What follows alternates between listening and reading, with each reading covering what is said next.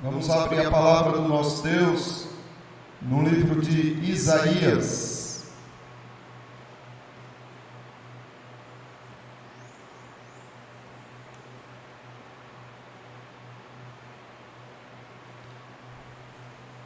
Nós vamos fazer a leitura no capítulo 5 de Isaías, versículo 17 ao 19.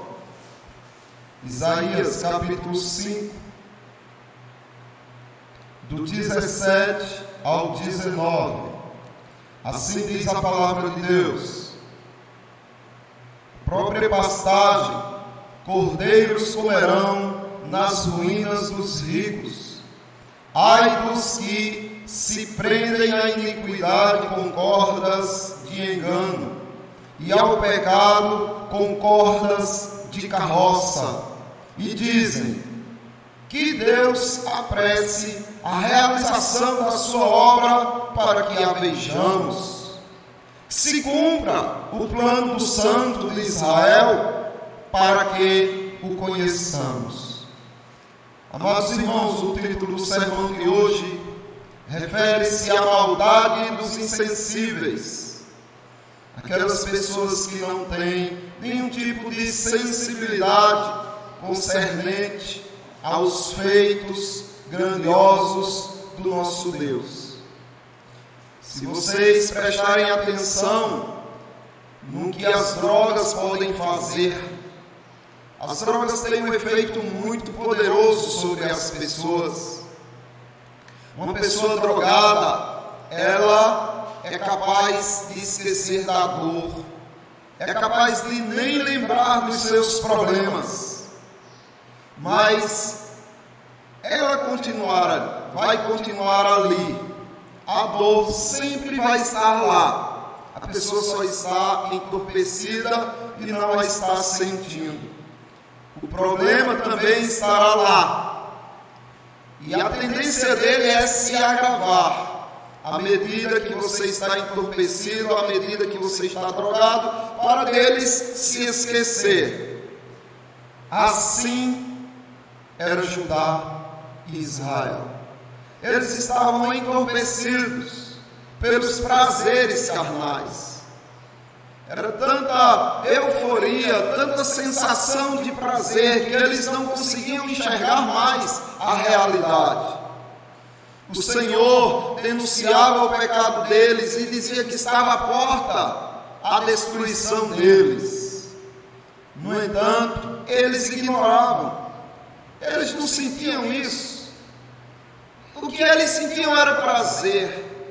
O que eles sentiam era satisfação. Por isso eles não enxergavam a dor que estavam por vir. Nem tampouco eles enxergavam os feitos que o Senhor já realizara no meio deles. É o mal da insensibilidade. Está tudo bem, nada vai acontecer. É muito difícil você tentar trazer um alerta para uma pessoa que está se achando por cima. Ele não vai atender, ele não vai ter interesse. E o que você observa aqui é que há um segmento, o sabor da uva, que eles estavam desfrutando do vinho. Parecia que aqui, nesses versículos, estavam mais poderosos. Era um sabor acre, uma qualidade amarga, corrosiva, mas muito ativa e de um cheiro intenso, que embriagava eles, que deixava com que eles ficassem entorpecidos. E o profeta expõe a sujeira deles. O profeta ali, diante daquele povo orgulhoso, arrogante e entorpecido, expõe a sujeira deles. Uma sujeira subjacente, implícita no cinismo deles. Era responsável esse cinismo pela desobediência que eles estavam fazendo diante de Deus. E eles nutriam dúvidas se Deus realmente estava ativo, se Deus realmente era tudo aquilo que Isaías estava dizendo. Porque Isaías avisava do perigo e eles acordavam para beber e dormiam embriagados. Como eles iriam acreditar? Eles, na sua loucura, no seu entorpecimento, eles acreditavam que poderiam determinar os seus caminhos, poderiam dirigir a sua vida de uma forma mais própria do que o próprio Deus, de uma forma mais assertiva do que Deus. Era como se eles quisessem dizer que conheciam já do certo e do errado, não precisava ninguém dizer para eles o que é certo e o que é errado. Você está perdendo seu tempo, Isaías. Vai para lá, a gente sabe o que é certo e o que é errado. Mas o que acontece quando você confia demais em si mesmo? Quando você não ouve os conselhos? Quando você não está atento à repreensão? Quando você acha que já está totalmente resolvido em si mesmo? O que acontece? O que acontece é a licenciosidade. As pessoas abusam da liberdade. As pessoas agridem as normas, as convenções sociais. As pessoas começam a se degenerar, a se tornar indisciplinados. Para essas pessoas que confiam em si e não querem mais saber o que Deus de fato diz, porque acham que já sabem demais. Para elas, a mais honrosa das coragens passa a ser aquele que tem coragem de se embriagar. É preferível aquele que tem força e coragem para se embriagar do que aquele tolo, bobão, quadrado, que vive sóbrio. Os maus são declarados inocentes, enquanto que os justos, eles são condenados. Assim é quando uma pessoa começa a confiar em si mesmo e não quer mais ouvir orientações. Para uma vinha como essa, o que restava era a destruição. Uma destruição que estava apenas por iniciar o seu curso. Era uma ameaça divina do próprio Deus, de que iria dar um basta. Mas as festas, os banquetes deles, os prazeres deles, concorriam com o santo. Era como se eles dissessem: Isaías vem falando do santo de Israel, dizendo que ele vai trazer o mal sobre nós. A gente acorda rico, dorme rico, acorda rico, cheio de coisas boas e desfrutando de tudo que é bom. Não, é melhor ouvir o que estamos desfrutando. É melhor viver daquilo que estamos vivenciando hoje, ao invés de acreditar nesse homem. Veja só, o versículo 18 e 19 diz assim: ai dos que se prendem à iniquidade com cordas de engano, e ao pecado com cordas de carroça, e que dizem que Deus apresse a realização de sua obra para que a vejamos, que se cumpra o plano do santo de Israel, para que o conheçamos. O versículo 12 passa como que essa confiança deles aonde estavam. Era por causa dessa confiança que eles não conseguiam enxergar que Deus já estava agindo. Quando Deus entrega uma pessoa ao erro, essa é a pior das punições. Depois virá a destruição. Mas eles não enxergavam que estavam sendo entregues à operação do erro, que eles estavam cada vez mais corrompendo. E aí o versículo 2 diz: liras, tamborins, flautas e vinho há nas suas festas, mas não se importam com os atos do Senhor, nem atentam para as obras das suas mãos. Ou seja, Isaías está dizendo: olha, Deus já está agindo.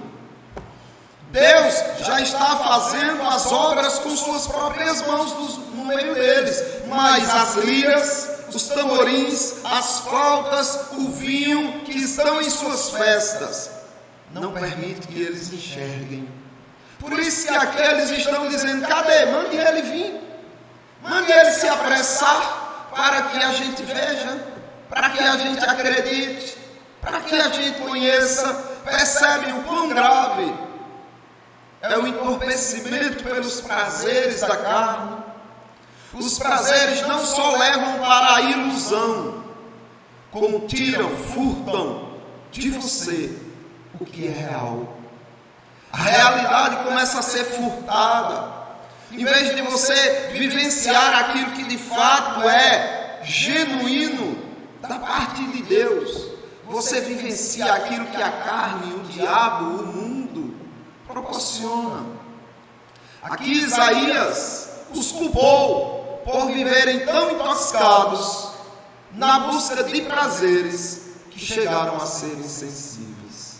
Eles estavam tão preocupados em ter, em possuir, em desfrutar do que possuíam, que eles se tornaram insensíveis, embriagados nas suas riquezas, na sua luxúria, na sua sede por poder, prazer e fama. Mas Deus estava operando no meio deles e eles não percebiam isso, estavam entorpecidos. O entorpecimento alimenta a autoconfiança. Você confia demais em si mesmo, saiba que é porque você está entorpecido com as mentiras do mundo, com os prazeres do mundo. Longe deles de se deixarem convencer por essa acusação. Eles não aceitavam a acusação que Isaías trazia sobre eles. Por isso eles dizem que venha depressa a obra do Senhor. Se aqui que a gente acredita que essa obra do Senhor é o juízo vindouro, que imprudência da parte deles, que falta de juízo, que falta de vergonha, de pudor, que descaramento da parte deles. Desafiarem para que Deus se apresse no seu juízo, porque não acreditam que virá. E por que não acreditam que virá? Estão embriagados, mas não somente com vinho. Estão embriagados com os prazeres do mundo. Acusam Isaías de querer ser mais santo do que Deus, confundindo a mensagem com o mensageiro. Não tem nada a ver. Isaías era só um vaso, era apenas um mensageiro. A mensagem é que era real e poderosa. Isaías era pó, a mensagem era eterna. E eles confundiram. Olharam para Isaías ao invés de olharem para o Altíssimo, o autor da mensagem. Por isso que esse título que eles dão aqui, o Santo de Israel, é como se eles quisessem dizer: quem é você para falar no nome do Santo de Israel?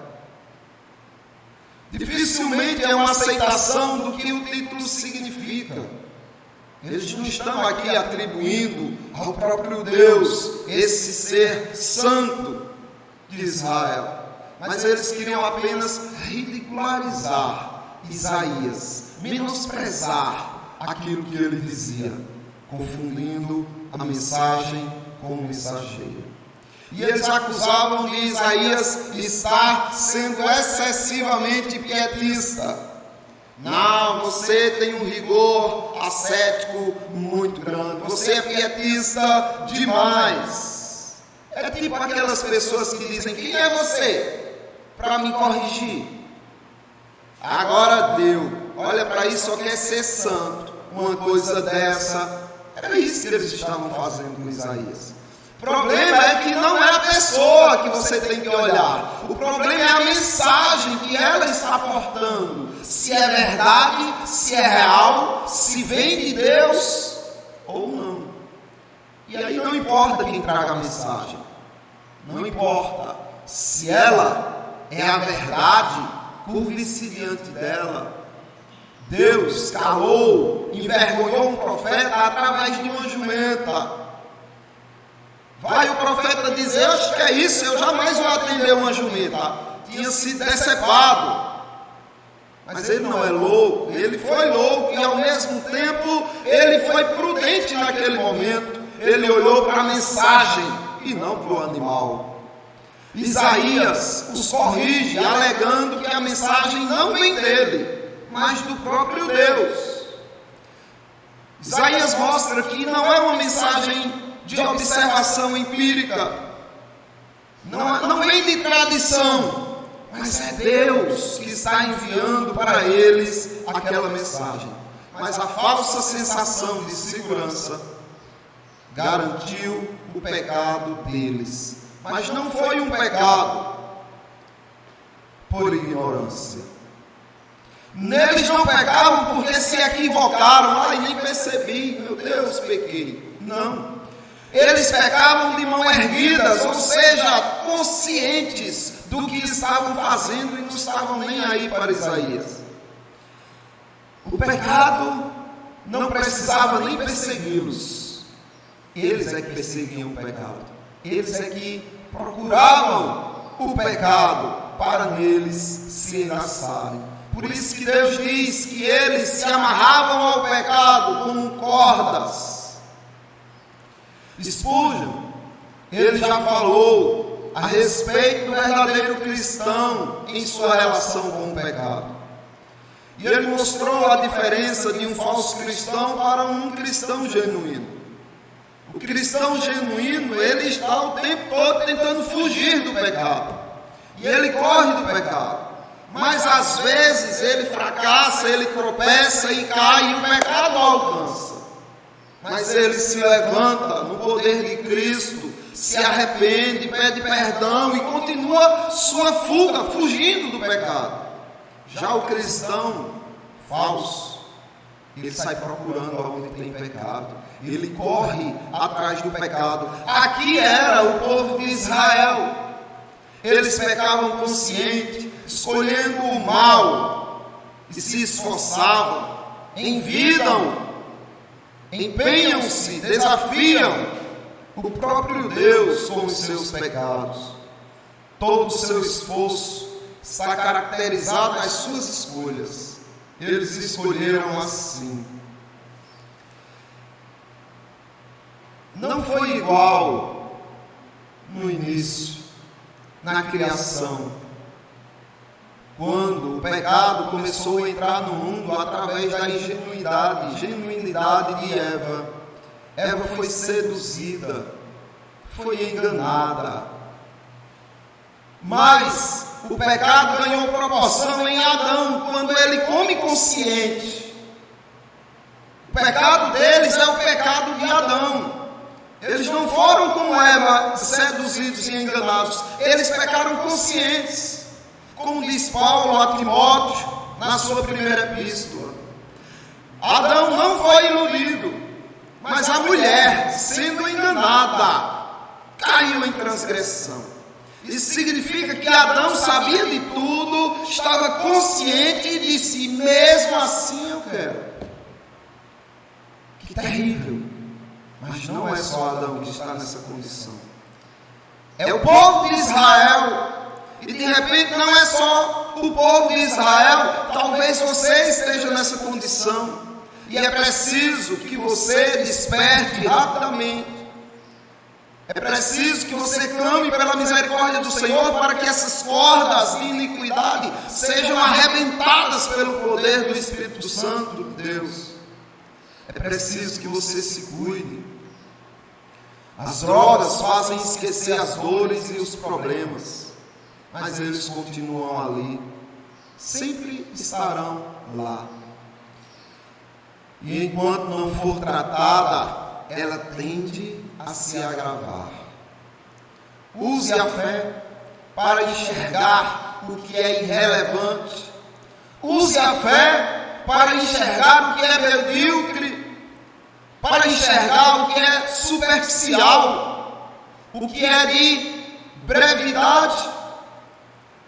Use a fé para enxergar os danos que os vícios do hedonismo trazem para você, que os vícios dos prazeres mundanos, carnais e satânicos trazem para você. Use a fé para ver o quanto eles são irrisórios, insignificantes, o quanto são breves.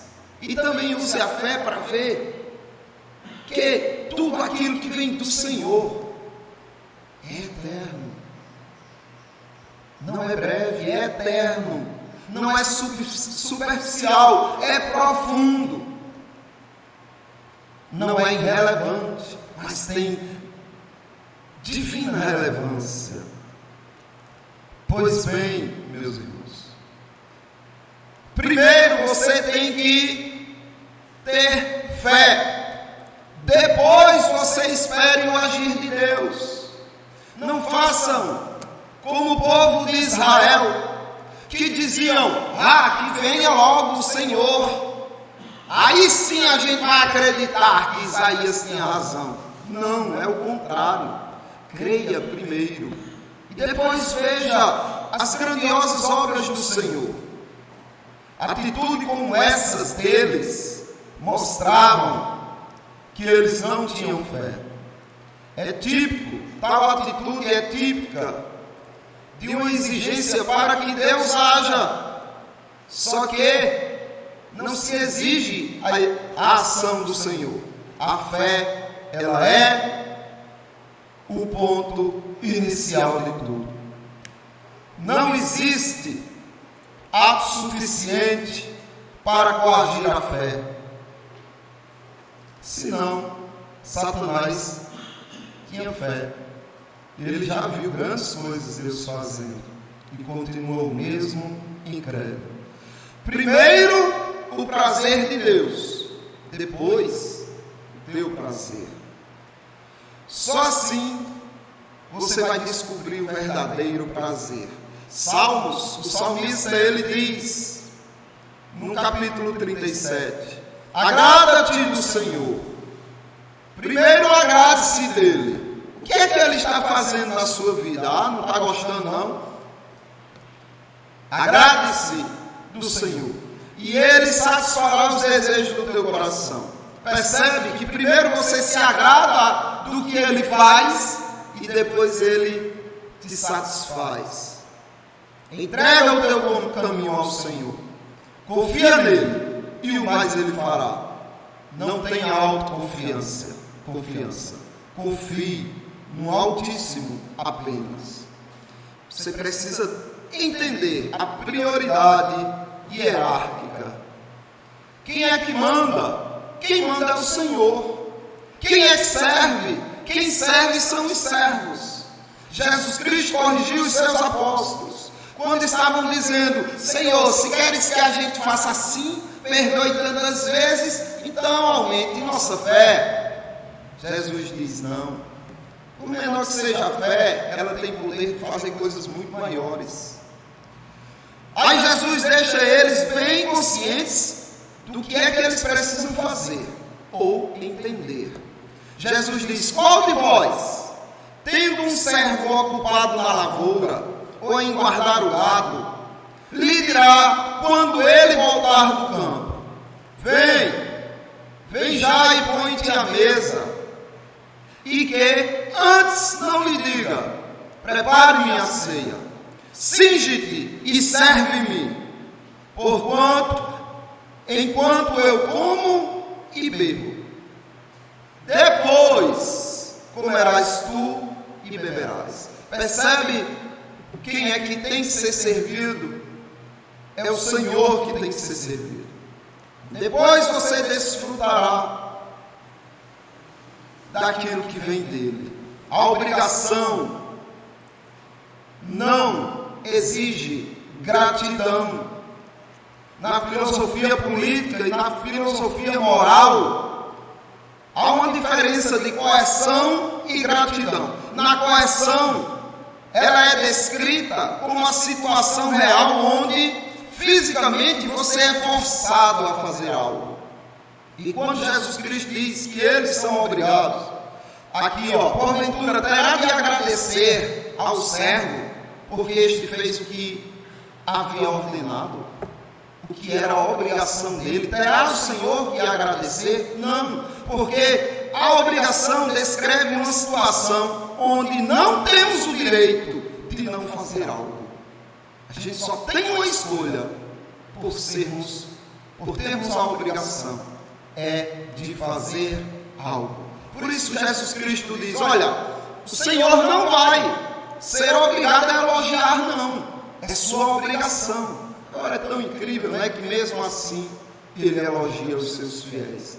Vinde, benditos do meu Pai, entrai na posse eterna, preparada desde a fundação do mundo, porque fostes fiel no pouco, sobre o muito eu te colocarei. Mas ele faz isso por pura graça, porque foi só obrigação dos seus servos. O elogio se deve apenas a quem faz mais do que a obrigação. Mais do que a obrigação, só que ninguém consegue. Por isso que Jesus continua e diz assim: assim também vós, depois de haverdes feito tudo quanto vos foi ordenado, toda a vossa obrigação, dizei, somos servos inúteis, porque fizemos apenas o que devíamos fazer. Assim é a condição do homem. Ele não tem nenhuma autoridade diante de Deus, apenas clamar e suplicar por sua misericórdia. Por isso que Jesus Cristo diz, para que você foque no que é real, busque aquilo que de fato pode ser saudável para a tua alma, para a tua vida. Façam diferente de Israel e de Judá. Busquem o que está além dos prazeres vizinhos. Existem prazeres superiores. Por isso Jesus Cristo diz em Mateus 6, buscai, pois, em primeiro lugar o seu reino e a sua justiça, e todas estas coisas vos serão acrescentadas, ou seja, todas as necessidades que vocês têm serão supridas. Agora, não espere de Deus antes de exercer a sua fé nele. Somente quando a fé é oferecida espontaneamente é que os atos de Deus poderão confirmar tal fé. É preciso que a igreja desperte para isso, para não cair no mesmo mal de Israel e de Judá. Que Deus abençoe os irmãos. Vamos responder a mensagem, amados, orando ao Senhor nosso Deus, agradecendo a Ele por tudo que Ele tem feito e pela palavra que Ele nos traz todos os domingos. Vou pedir que a irmã Betânia pegue o microfone e nos conduza em oração. Meu Pai amado, aqui, obrigada, Senhor, por nos dar a oportunidade de estarmos aqui reunidos, aqui exaltados, para aprender a tua palavra, para estar louvando, Senhor, meu Deus. Obrigada, Senhor, meu Deus, pela vida dos irmãos aqui. Obrigada, Senhor, por tudo que fazes por cada um deles. Obrigada, Senhor, por minha família. Obrigada por me dar força, me dar saúde para estar aqui na tua casa, Senhor. Obrigada por tudo. Em nome do teu filho amado, Jesus, eu te agradeço. Agora, irmãos, que a graça do nosso eterno e soberano Pai, que as consolações e misericórdias infinitas que há no Espírito Santo de Deus, que a paz que há no Senhor Jesus Cristo, que excede todo o entendimento, e que subsiste por toda a eternidade, esteja sobre todo o povo de Deus espalhado pela terra e sobre todos vós, agora e sempre. Amém. Meus irmãos, o culto está encerrado, mas nós vamos ter o nosso momento ágape e a nossa EBD.